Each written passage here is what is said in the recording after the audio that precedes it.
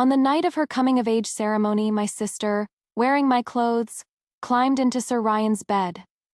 The moment he touched her, he threw back the covers and tossed her, still in my clothes, out of the room. I am betrothed to the second daughter of the Jing family. I have no interest in such despicable tricks. Later, at my wedding to him, Sierra burst into the hall in her own wedding finery. She extended a hand to my husband. Ryan, will you leave her and run away with me? A flicker of hesitation in his eyes.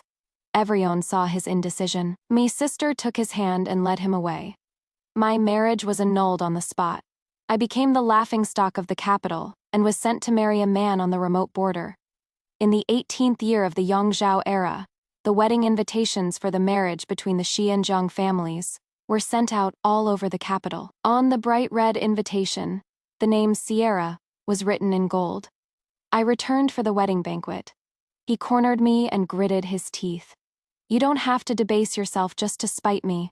How could you marry some brute from the border? A powerful marquis kicked him aside and pulled me into his arms. Do you think, Sir Ryan, that I am just some brute? In the 18th year of the Yongzhou era, I returned to the capital for my sister's wedding banquet.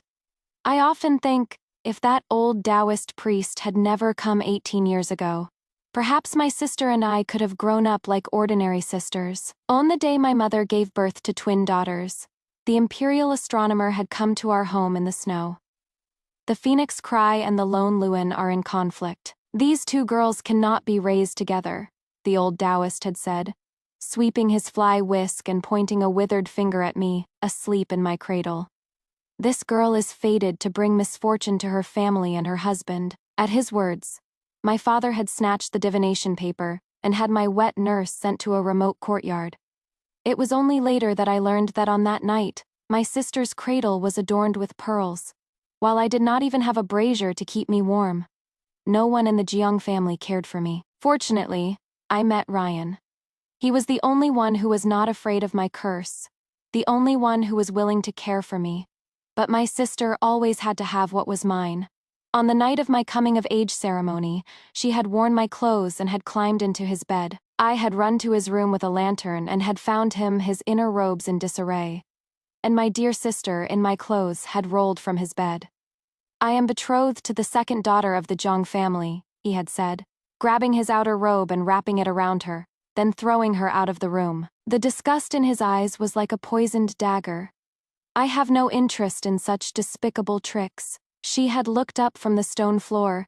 I will never forget the look in her eyes, like a snake eyeing its prey. You think you've won, she had said with a laugh. Just you wait, Anna. 3 days later, the Xia family's betrothal gifts were carried into my remote courtyard.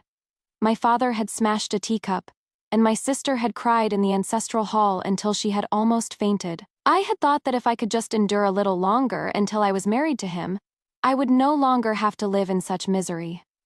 But I was wrong. On my wedding day, I was in my wedding dress, sitting before a bronze mirror. Suddenly, there was a commotion outside. Second miss. It is terrible. A maid stumbled in, her face pale. The first miss, I shot to my feet, the pearls on my headdress clattering. Before the maid could finish, the door was kicked open.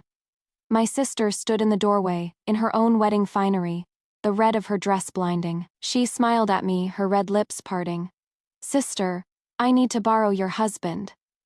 In the wedding hall, the guests were silent. Ryan stood beside me, his fingertips cold, but he held my hand tightly, until my sister, holding her skirt, walked up to me. She looked up at him and extended her hand, her voice sweet and seductive. Ryan, will you leave her and run away with me? A gasp went through the crowd. His fingers trembled. I looked at him and saw a flicker of hesitation in his eyes. Everyone saw it. Her smile deepened. Her painted nails gently hooked his sleeve. You hesitated, she whispered. You have feelings for me. His Adam's apple bobbed. His gaze shifted between me and her. Finally, he let go of my hand. In that instant, she grabbed his wrist and pulled him out of the hall. The guests erupted in a chorus of whispers and pointing fingers.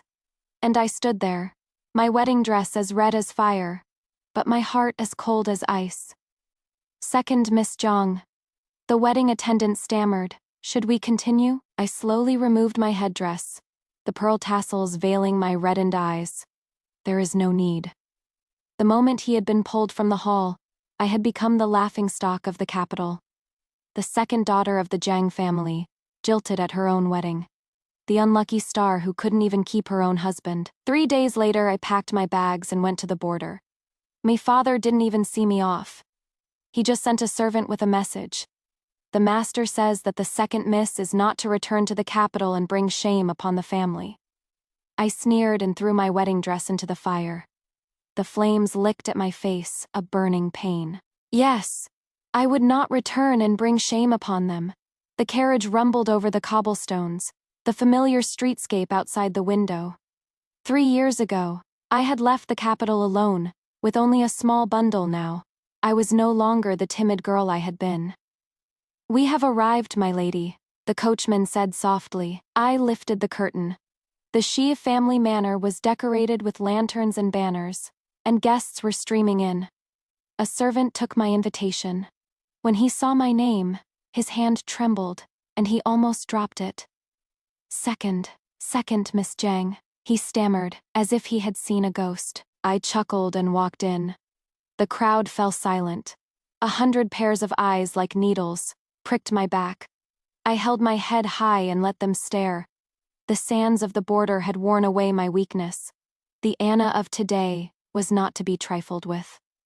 How dare she come back? I hear she married some brute from the border. She must have had a hard time. The whispers reached my ears. I caressed the jade bracelet on my wrist. A gift from my husband, my source of strength.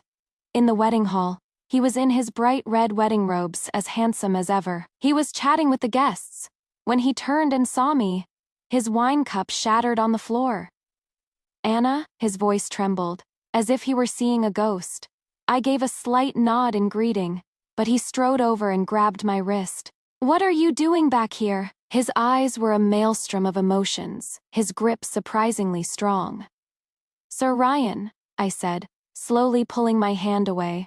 Your wife personally invited me. Of course, I had to come and offer my congratulations. He froze, his gaze falling on my simple dress. No silks, no satins. Yet more striking than any of the fine clothes in the room. The girl he had abandoned at the altar was now a woman of grace and beauty. Halfway through the banquet, I made an excuse and left. As I turned a corner, a strong hand pulled me behind a rockery. He pinned me against the stone wall, his breath smelling of wine. You don't have to debase yourself just to spite me. He gritted his teeth, his fingers brushing the wooden hairpin in my hair. How could you marry some brute from the border? The border is a harsh place, You are drunk, Sir Ryan, I said, turning my head to avoid his touch. My heart a frozen lake. The moment he had let go of my hand 3 years ago, he should have known that I was not a toy to be picked up and put down at his whim. His eyes suddenly reddened. I was a fool. But you know that in my heart there is only you. I was weak, but how could you marry a brute? Before he could finish, a cold laugh came from outside the rockery. Do you think, Sir Ryan, that I am just some brute? A tall figure emerged from the shadows. His dark brocade robe was stretched taut over his muscular frame, the sword at his waist glinting in the moonlight. My husband, the renowned Marquis of Dingbei Marcus, was now looking at him with a playful smile. His face changed. My lord? Marcus wrapped an arm around my waist, his fingers toying with my hair. My wife is a nostalgic person. She insisted on coming back to the capital to offer her congratulations. I was worried, so I came to see for myself. He bent down and kissed my forehead, then looked at him, his gaze as sharp as a knife. Sir Ryan, it is not appropriate to be reminiscing with another man's wife. He stumbled backward as if he had been stabbed in the chest.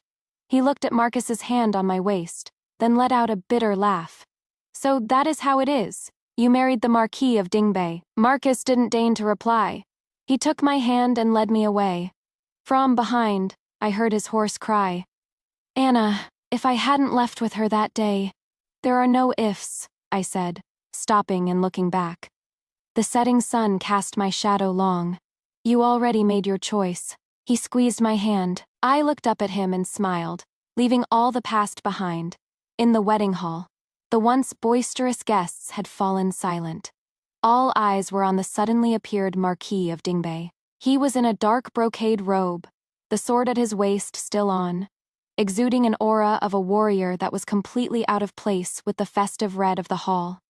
And I stood by his side in a simple dress, yet more striking than any fine clothes. Me sister Sierra sat in the seat of honor, her phoenix coronet and robes of an empress making her look radiant. But when she saw his face, her fingers dug into her palm. "Who is this?" she asked, forcing a smile, but her voice trembled. He smirked, but the smile did not reach his eyes. "I am Anna's husband."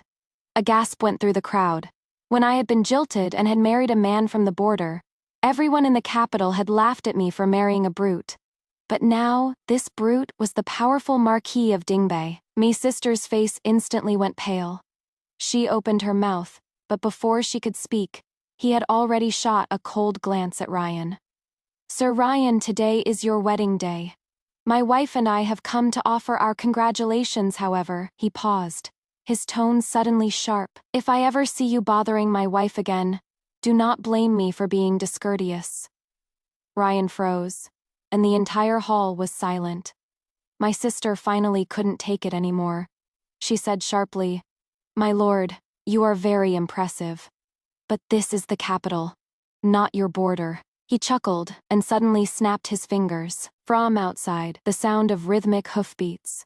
A troop of black-armored cavalry was lined up at the gate, their presence a menacing threat.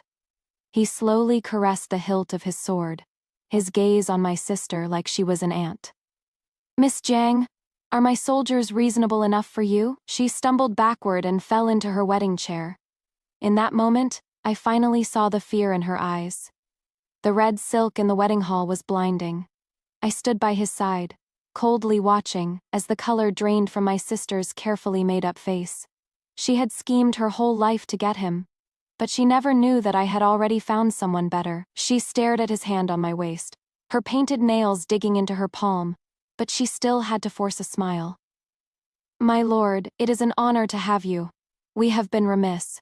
He didn't even bother to look at her, his fingers toying with the tassel of the jade pendant on my waist. "You are too kind, Miss Jiang. I am just here today to join in the fun with my Anna. Please carry on." The entire hall was silent. Everyone's gaze shifted between me and my sister. Her nails dug even deeper, the red polish almost breaking the skin. She suddenly chuckled, but her voice was as sharp as a knife. "My sister is so fortunate to have married such a man. But the winds on the border are harsh. I hope they have not roughened your hands, which are meant for playing the zither." His eyes darkened. He was about to speak, but I gently pressed his hand and smiled. "You are too considerate, sister. The border is harsh, but my husband has planted a garden full of flowers for me. But you, sister." I glanced at the slightly crooked phoenix hairpin in her hair. "On your wedding day, why is your hair in such a mess?" Her face froze, and she subconsciously reached up to fix her hairpin. He stood by, his gaze on me complex, his Adam's apple bobbing, as if he had 1,000 things to say. But in the end, he said nothing. I remembered the day I had arrived at the border alone. I had stood on the city wall looking at the endless desert, and all the whispers and rumors that had once suffocated me had seemed as insignificant as a grain of sand. The winds of the border were not as sharp as the gossip of the capital. "I hear that is the second daughter of the Jiang family, the one who was jilted by Sir Ryan. She is a jinx. Why has she come to bring her bad luck here?" The soldiers' whispers reached my ears. I clutched my bundle. Suddenly, a large cloak was thrown over my head, smelling of pine and rust. When I looked up, all I saw was a tall, retreating back. At that time, the Marquis of Dingbei hadn't even deigned to look at me. He had just said, "The nights on the border are cold. If you don't want to freeze to death, put this on." That night, I had huddled in a cold room and had overheard a conversation between him and his lieutenant. "My lord, why bother with this delicate flower from the capital? She won't last 3 days." She has fire in her eyes, he had said with certainty. She is stronger than all of you cowards. The day the barbarians attacked, I was tending to the wounded when I heard a strange horn call in the distance. A cold sweat broke out on my back. It is a diversion. I had rushed to the city wall, but the guards had stopped me, treating me like a madwoman. My lady, don't cause trouble. He was at the front lines. I could only grab a bronze basin and beat it frantically. There is an ambush in the southeast valley. They're burning our granary. No one believed a jinx until I had snatched a torch and had lit the signal fire myself. Are you trying to get yourself killed? The lieutenant had grabbed my wrist. Lighting the signal fire without an order is a capital offense. I had pointed to the smoke rising from the distant valley and sneered. When the barbarians are slitting your throats from behind, you won't even have a chance to be punished. He had led his troops back. I was at a breach in the wall, helping the civilians to evacuate. A stray arrow had grazed my arm, and the blood had soaked through my sleeve, but I had held onto the command flag. In a daze, I had heard someone shout, "The Marquise is back," and then the world had spun. When I woke up, a sharp pain had made me groan. "Now you know it hurts," he had said, holding the bloody arrowhead, his face grim. His warm palm had supported my trembling wrist. "Anna, what were you thinking?" The news of victory had come from outside the tent. I had looked at the dried blood on his armor and had suddenly smiled. "You said I had fire in my eyes." His movements had paused. After a long moment he had said, "He was a fool to let you go." The day my wound had healed, I was helping in the infirmary. The old soldier who had once mocked me had hesitantly offered me a bowl of yogurt. "My lady, I am sorry." I had shaken my head. But then I had heard his voice from outside the tent. "Listen up, from now on. If anyone mentions the word jinx again, they will have to answer to my sword." The setting sun had painted the desert red. He had lifted the tent flap and had thrown me a set of light armor. "The barbarians have sent their surrender." Seeing my stunned expression, he had given a rare smile. "What are you waiting for? Half of this victory is yours." He had bent down and had tied the leather straps on my vambraces. "Anna," he had said my full name, his Adam's apple bobbing. He was a blind fool. In the distance, the drums of the victory celebration were beating, and in the midst of the noise, for the first time, I had seen myself reflected in his eyes. No longer the abandoned daughter of the Zhang family, no longer a jinx, just Anna carefully placed in his gaze. The entire hall was silent. Even their breathing was soft. I gently pressed his hand and shook my head. Today was their wedding banquet. I didn't want to make it ugly, but my sister would not let it go. She covered her mouth and chuckled, her gaze on him. My sister was so pitiful when she was jilted. Now she is putting on such a brave face. He suddenly looked up, a flicker of pain in his eyes. I sneered. "My sister has such a good memory, but I remember that it was you who, wearing my clothes, climbed into his bed." My sister's face changed. A few gasps came from the guests. "What are you talking about?" She stood up abruptly, the pearls on her headdress trembling. "He had feelings for me. That is why he left with me. It is your own fault for not being able to keep a man." "Is that so?" I looked at him. "Sir Ryan, when you let go of my hand that day, did you ever think of today?" His face was ashen, his lips trembling, but he couldn't say a word. The Marquis suddenly chuckled, took a letter from his robes, and casually tossed it on the table. "Since Miss Zhang is so fond of bringing up the past, perhaps you should take a look at this." My sister suspiciously opened the letter. After a glance, she was as if struck by lightning. It was a love letter she had written to him. The language was so lewd, I couldn't even bear to finish it. This is impossible." She frantically crumpled the letter. "Where did you get this?" I chuckled. "Is this so hard to find, Sierra? You should remember, if you don't want people to know, you shouldn't have done it." A gasp went through the hall.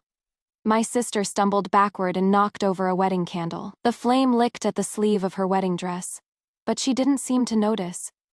She just stared at me, her eyes full of a crazed madness. "Anna, how dare you? she shrieked. From the beginning, my father doted on me, the servants respected me, and even he chose me. How dare you have a better life than me?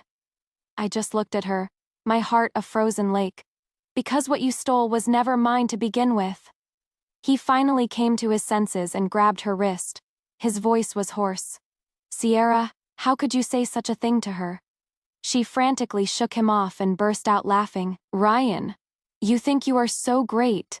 If you hadn't been tempted, how could you have left with me? He was as if struck by a heavy blow and stumbled backward. The guests were pointing and whispering. The once proud daughter of the Zhang family was now a hysterical madwoman. Me sister screamed. Anna, you are a jinx. You are destined to be alone. You think the Marquis will truly love you. He will get tired of you sooner or later. The Marquis paused, then turned and glanced at her, his gaze as sharp as a knife. Sierra, his voice was calm, but each word was a dagger. My and my wife's affairs are not for you to comment on. As for you, you've schemed your whole life. And in the end, it was all for nothing. My sister collapsed to the floor, her headdress crooked, her wedding dress in disarray, with no trace of a noble lady. He stood there, his gaze empty, as if he had aged 10 years in an instant. Seeing that the marriage alliance was hopeless, my father slammed his hand on the table, his eyes full of the same disgust as 3 years ago. Anna, you left the capital in disgrace, and now you've climbed up to a marquis. You've learned to be so arrogant. I just looked at him, and suddenly, I found it amusing. So, in his eyes, I would always be the dispensable jinx. Father, I said slowly, my voice so calm it surprised even me. I want to ask you one question. The divination from the imperial astronomer all those years ago, was it real or fake? The room fell silent. My father's face instantly turned. Everyone looked at each other. My mother rushed out from behind a screen, her eyes full of tears, and tried to take my hand. Anna, what is the point of bringing up the past? You are living a good life now. You should be grateful to the family. I stepped aside, avoiding her touch, and sneered. Grateful to the family for making me carry the lone Lewin curse for 18 years for my sister? Or for standing by and watching her steal my husband on my wedding day? You insolent girl. My father roared, the veins on his forehead bulging. Without the Zhang family, you would have been drowned in spit. You were born a jinx to ward off disaster for her. Before he could finish, his sword sheath had struck the table with a heavy thud, shattering the tea set. Mr. Jiang, his voice was icy. My wife is not for you to insult. My father was so startled he took a step back, but he still sneered. Why are you so angry, my lord? You've just married a jinx, an abandoned woman. You think you've found a treasure. I stepped forward. The so-called Lone Lewin curse was a lie you concocted with the imperial astronomer. My fingertips trembled, but my words were a dagger.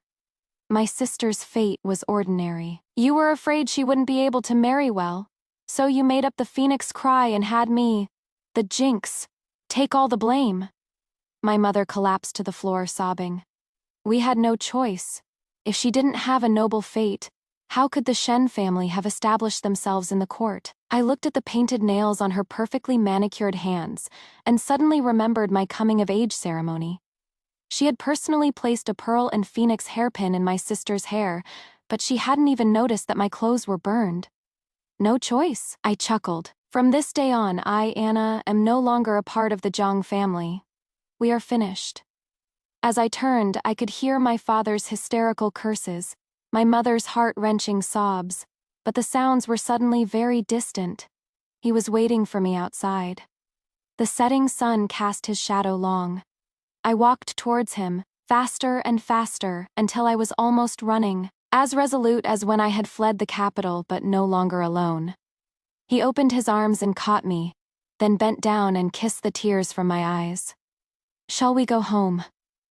I buried my face in his chest and nodded. The scent of the border, of wind and sand, was more comforting than any of the perfumes of the capital. As the carriage left the city gates, I lifted the curtain and watched the characters for Capital City on the wall grow blurry, 18 years of shackles, now dust to dust, earth to earth. As the carriage left the capital, dusk was falling. He held my hand, the rough warmth of his palm seeping through my skin, slowly crushing the last embers of my old dreams. "Does it still hurt?" he asked suddenly, his thumb gently caressing the red mark on my wrist where he had grabbed me. I shook my head and lifted the curtain. The evening breeze, carrying the scent of wildflowers, was much fresher than the perfumes of the capital. He chuckled and, like a magician, pulled out a bag of honey-glazed dates. "For the road, you said you missed the sweets of the capital." The dates were sweet and a little tart. 3 years ago, on the day I had left the capital, I had also passed this field of flowers. At that time, all I could taste was the salt of my own tears. I never thought that one day, someone would remember a casual remark of mine. The wheels rumbled over the gravel. He suddenly pulled me closer. "Get some sleep. I'll wake you when we reach the inn." His tone was casual, as if he hadn't just intimidated the entire wedding party. I leaned on his shoulder and listened to the steady beat of his heart under his armor. I remembered my first snowy night on the border. At that time, I had a high fever. He had stayed by my side all night, using strong liquor to cool me down. In a daze, I had grabbed his wrist and asked why. He had been silent for a long time before answering. "You were delirious, but you were still worried about the changing of the guard at the infirmary. A person like that doesn't deserve to die." "What are you smiling about?" He pinched my earlobe. I looked up at the stubble on his chin and said softly, "If you had known then how much trouble I would be, would you still have taken me in?" He raised an eyebrow and suddenly bent down, biting the date between my fingers, his lips brushing against my skin. "Taken you in? I clearly stole you." A cough came from outside the carriage. My ears burned, but he just held me tighter. As night fell, the sound of urgent hoofbeats came from the distance. A guard shouted, "Who goes there?" "Anna, it is me." Ryan's voice was hoarse. His gaze turned cold. I pressed his hand, which was on his sword, and lifted the curtain. In the moonlight, he was disheveled, holding a faded sachet. It was the one I had embroidered for him on the night of my coming-of-age ceremony, the stitches crooked. "You were learning to ride a horse then. You said you wanted a bag for your rations," I said calmly. "But I never had a chance to give it to you. I saw my sister, in my clothes, coming out of your room." He stumbled to his knees, the sachet falling into the mud. "I regret it. I really regret it." He sneered and whipped the horses. As the carriage sped away, I took one last look at the boy who had once broken my heart. His shadow was long in the moonlight, like a dead poplar tree. On the day we arrived at the border, the newly planted willows on the city wall had already sprouted. When he lifted me from the carriage, the entire city's garrison was lined up to greet us. The old soldier who had once mocked me held out a golden brown flatbread. "My lady, the grapes you taught us to plant. They have borne fruit." Clusters of purple grapes hung from the vines, their sweet scent filling the air. He picked one and held it to my lips. "A decree has come from the capital. You have been appointed a 5th-rank pacification commissioner, in charge of the border's medical services." I was stunned. He bent down and kissed my forehead. "Anna, you deserve the admiration of the world." The evening breeze rustled through the grapevine. In the distance, I could hear children singing a new nursery rhyme. I looked at the Shao banner flying over the city gate and suddenly understood that the most precious thing in this life was not anyone's affection, but the dignity I had earned with my own hands. As night fell, he found me by the new hot spring pool in the courtyard. In the steam, he untied the silk ribbon in my hair and said in a low voice, "He was not worthy of you." I turned and wrapped my arms around his neck, letting the hot spring water soak through my light gauze. "But you are." His eyes darkened. He swept me into his arms, and all the stars in the sky seemed to fall into the water. He gently placed me on a soft couch by the pool, his fingers tracing my wet hair, his gaze tender and fiery. "Anna," he whispered, his voice a little hoarse, "the stars on the border are much brighter than in the capital." I looked up at the night sky and saw that the stars were indeed as bright as diamonds. I remember when I first came to the border, I would often cry myself to sleep at night, staring at the stars. But now, under the same sky, my heart was full of peace and joy. Did you know, my lord, that I used to be afraid of the dark? I said softly. In the Zhang family, in that remote courtyard, there wasn't even a single lamp at night. His fingers paused. Then he tightened his arms around me. Not anymore, said in a low voice. There will always be a light in your courtyard. I leaned against him, listening to his strong heartbeat. I suddenly remembered something and smiled. Do you remember the first time we fought side by side?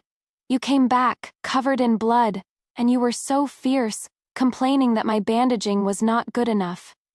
He chuckled, his chest vibrating. I remember. Your hands were trembling so much, but you were so stubborn. Because I was afraid you would die, I said softly. The border cannot be without you. He was silent for a moment.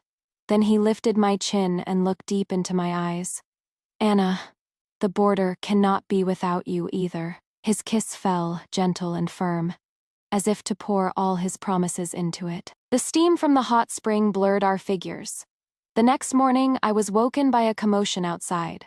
I opened the window and saw the soldiers busy carrying baskets of fresh grapes into the courtyard.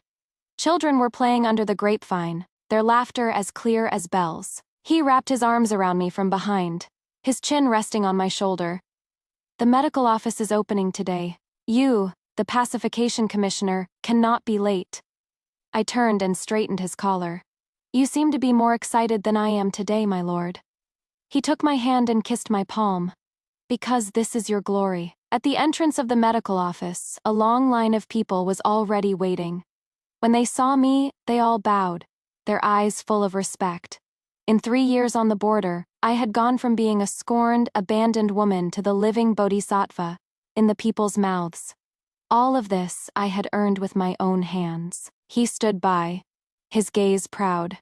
He came over, took my hand in front of everyone, and said in a loud voice, "From this day on, the border medical office will be under the full authority of my wife. If anyone is disrespectful, they will be dealt with by military law." A chorus of yes. My lord thundered through the crowd. I looked at his determined profile and suddenly felt that all the storms of this life were worth it. In the evening, a maid rushed in. "My lady, a letter from the capital." I unfolded the letter. It was my sister's handwriting, messy, full of regret and pleas. The Zhang family, for their conspiracy with the imperial astronomer, had been exposed. My father had lost his position, and the family was in decline. He glanced at the letter and sneered. They brought it on themselves. I folded the letter and threw it into the fire. The flames leaped up, illuminating my face, but they no longer brought me any pain. "My lord," I said softly, "I want to plant a sea of flowers on the border, so the children here can also see the spring of the capital." He put his arm around my shoulder and smiled. "Good. Whatever you want to plant, I will be with you." Outside the window, the border wind rustled through the willows, as if singing a song that belonged to us.